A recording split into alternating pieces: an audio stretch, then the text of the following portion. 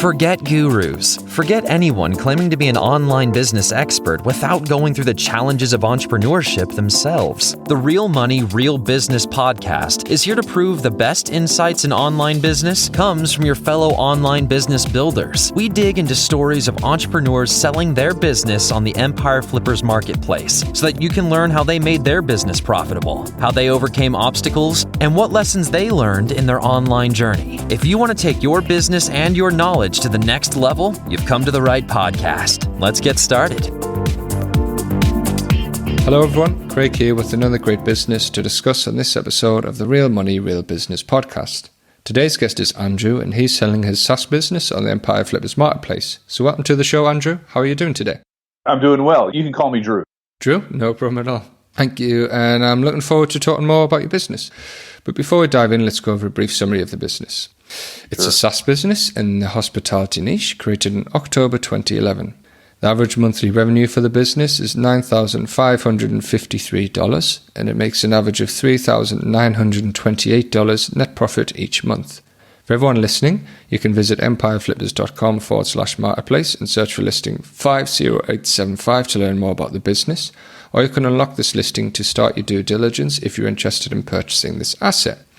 So now that I've given a general overview of the business, let's have a look at what's included in the sale. We have 2 primary domains, including all content and files for the sites, 12 additional domains used for testing and email sending, a trademark, an email list with 10,071 subscribers, a web push notifications list with 11,605 subscribers, SOPs, custom site code, business relationships, and social media accounts for Facebook, Twitter, and YouTube. Okay, Drew, now let's hear from you. Can you tell us a little about your background in building and running online businesses? Yeah. So I started off, co-founded a web development company where we were building custom web solutions for customers, and eventually that became an email marketing company unrelated to this business. But I sold that email marketing company back in 2014, and then in 2015, I was looking for new opportunities, and I actually purchased this business at that time from its original founder. Okay, so it sounds like you've got a lot of experience in this area. So how come was it that you chose to purchase this business in particular? So I was interested in the problem that restaurants and hotels have in today's kind of internet-driven world, right? One is that the online marketing is important to the functioning of their business. Like, people are searching online for what to eat and where to eat and so on and so forth. But at the same time, restaurants, they have a lot of different things they're juggling, and a lot of joy is driven from, making the food and serving the food. So what was interesting was the challenge of helping these restaurants and bed and breakfasts with their online marketing and kind of taking that off of their plate so they don't have to worry about it. And at the same time, being able to present them with, the best practices of having an online presence that allows customers to find them and grow their business. Excellent stuff. How come was it that you chose to focus on restaurant owners and hotel owners in particular? Well, so I think a combination of those two things. Well, first of all, who doesn't love an independent restaurant, right? It's like, and this business focuses a lot on these independent restaurants so that they have a passion for their food. They are often come from the local community, and, they are often serve different unique things. So that combined with the fact that the services in the online area are so important to their survival, in terms of helping them grow their business. And so if you can, the theory being that if you can give them the tools, the same tools that some of the bigger brands may have, and give them to them at an affordable cost, then, that would be a really compelling solution and a fun business to sort of be a part of. Absolutely. Yeah, it's certainly in an evergreen niche, and it seems like you've got a great selling point for the business there, and the solution, the type of solution that you offer, and the specific target audience that you have. So, yeah, how come you are selling the business at this point? Yeah, so I kind of have entrepreneur's disease, as it were. I have several different solutions that are unrelated to the restaurant and hospitality industry and can do something completely different. But I need to focus. And I think that I wanted to this was one that I thought would be good for a new person to take over this challenge. Absolutely, yeah. That certainly sounds that way. And especially looking at the traffic history of the business, it seems that it's grown very nicely and you predominantly get traffic through organic search. What was your sort of strategies for getting traffic to the site? Yes, or organic search, a little bit of remarketing to people who come to the website, but a main driver of traffic is the blog. And, it's interesting and telling, I think, that even during these recent COVID times, that the traffic to the blog has actually gone up. And I think it represents a real opportunity for a buyer, especially as we come out of COVID times and people there's a real hunger for, I think, in my opinion, going out again, traveling, and there's going to be, a renewal, a push, as it were, or whatever, that these online services will be even more relevant in the very near future. But to answer your question, go back to the question, which is how do we acquire customers? It's this long-standing blog that has been around for almost a decade now with kind of evergreen content to help restaurant owners tackle the challenges of managing a business. And so those continue to perform well. We continue to add on new content onto the blog, and it tends to feed on itself. So that's primarily how the traffic comes. Yep. Excellent stuff. And you relatively recently added Mediavine to the blog to do display ads? Yeah. So last year I was, just noticing the continued strength of the blog traffic and wanted to see about generating some extra revenue. So went to Mediavine, made some tweaks to the layout of the blog, incorporated their incorporated their ads, and made a new revenue stream, which I think makes a real interesting opportunity for someone who might take this business on. Meaning we have our own services which we offer to restaurants, but it would be possible, I think, to view this business as one that is almost as a consulting type of role that can offer best-in-class services, whether provided by the company, by the acquirer's company, or partners, off of the strength of the blog and the thirst for this kind of information. Absolutely. Does that make sense? Yeah, absolutely. And to keep on that trail of thought, what do you think are the major opportunities for growth with this business? Yeah, I think that there's a core set of services that we offer that are timeless and evergreen. And those continue to be built on and can continue to grow. And then if the exciting part that I would think for a new acquirer, or even for me if I was to keep it, which I'm not, but I'm just saying, if I was to go forward with the business, I would really look at taking the brand as it is established and creating different partnerships with best-in-class service providers for the same niche.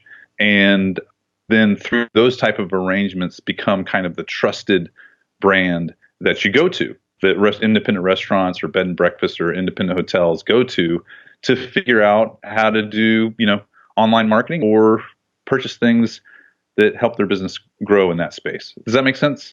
Absolutely, yeah. And I noticed you got the 10,000 strong email list and a notification push list of over 11,500 subscribers. How are you able to build those lists, and sort of what do you do in terms of marketing with those lists? Yeah. So as far as the email list, we have a standard, so we have a white paper that we ask for people's email to download the white paper, and that's how they get integrated into the list.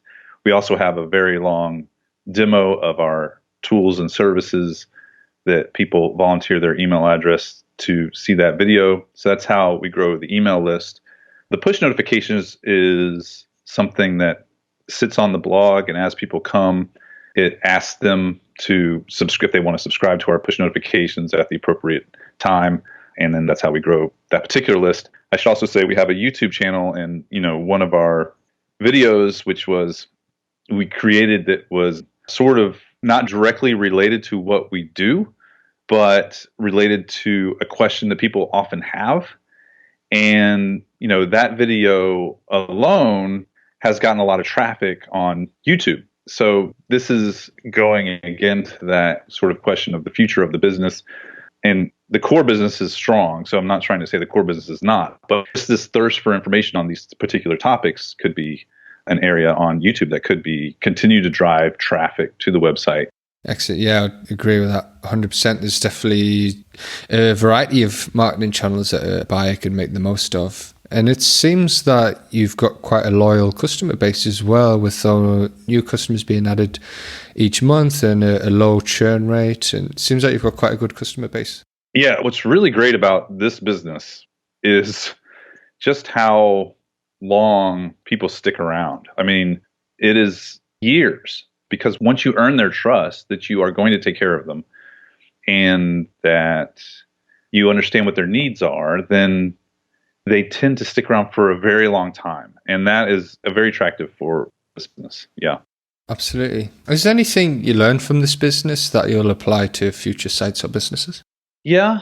So as I mentioned, I bought this business from its original founder and creator, and he created a set of procedures all written down and organized in a spreadsheet. So in terms of, you can link to all the documents from the spreadsheet. Anyway, a whole set of standard operating procedures. And I've been really amazed to see how durable that is, like how much of a backbone, how much of a structure and that it provides for the business. So that was instructive. Sometimes people want to know that you're there. So they already have researched your solution. They have looked at the videos. They've read things. And sometimes they just want that final call. I'm talking about signing up new customers now, to know that someone's going to take care of them. And that could be sometimes the one and only time that you speak to that customer, but they know that there's someone there who cares about them.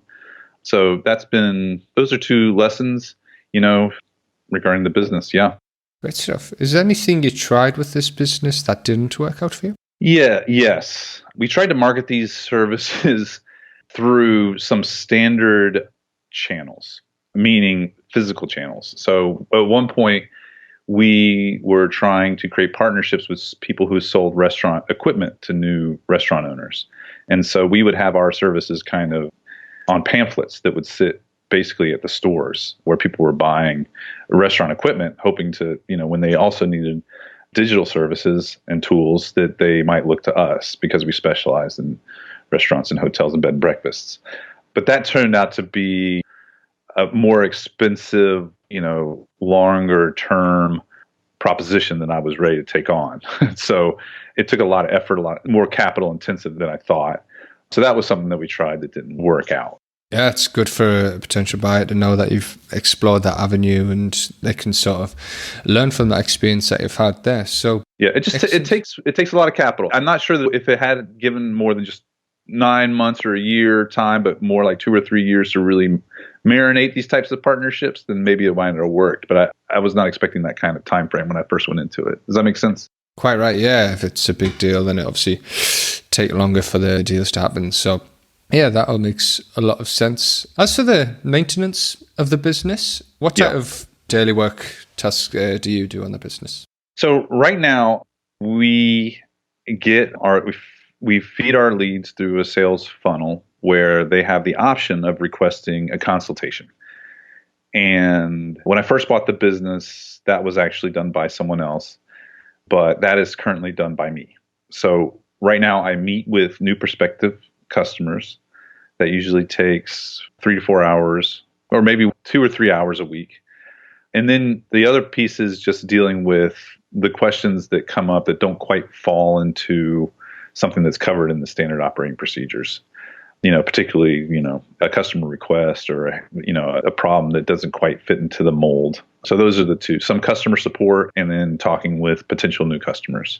Okay, and you also have some contractors working on the business with you as well, right? Yes, 2 support people and then 1 on-call developer.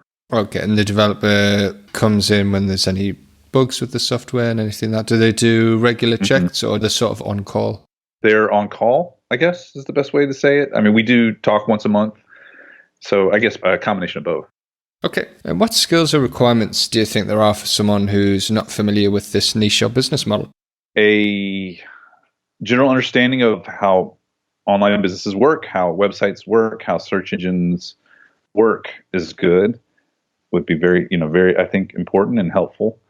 And I think that's the main thing. I'm not sure I did a good job answering that question. No, sure, yeah, because you have developers as sort of contracted. There's not necessarily a lot of developer experience needed for a buyer in that case, since they're the ones who can help in that area. So, yeah, what you're saying definitely makes sense. So, good stuff. For the risks of the business, what do you think are the biggest risks that a buyer should be aware of? Yeah. So, I guess this kind of reminds me of like when you have publicly traded companies and they're like, what are all the things that could go wrong with your company if, and they start to expound upon all the different kind of potential things that could happen. But, if COVID somehow comes back, I think that's, a slight risk.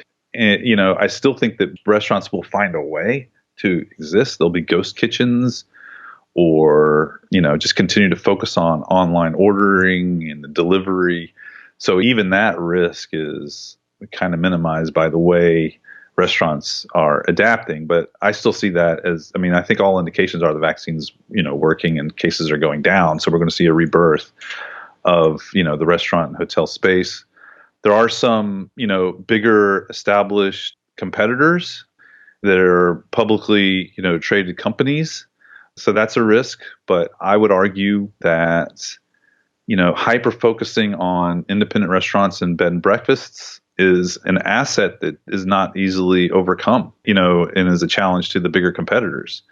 You can offer things that are specific, that resonate. You can have partners that are in the industry, and you can be the trusted name. So those are the two things that come to mind when I think about risks. But as long as people enjoy eating out, enjoying getting together, and enjoying traveling, and as long as you think that the internet is going to be part of that future, if you say yes to those two things, then this business has a good future.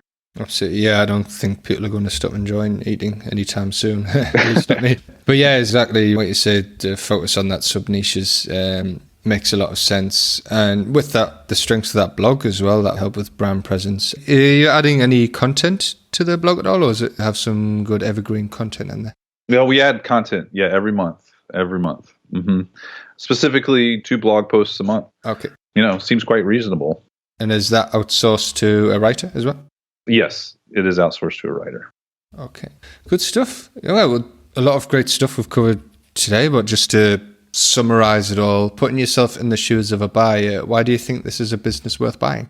One is the strength of the customer lifetime value. Like people stick around.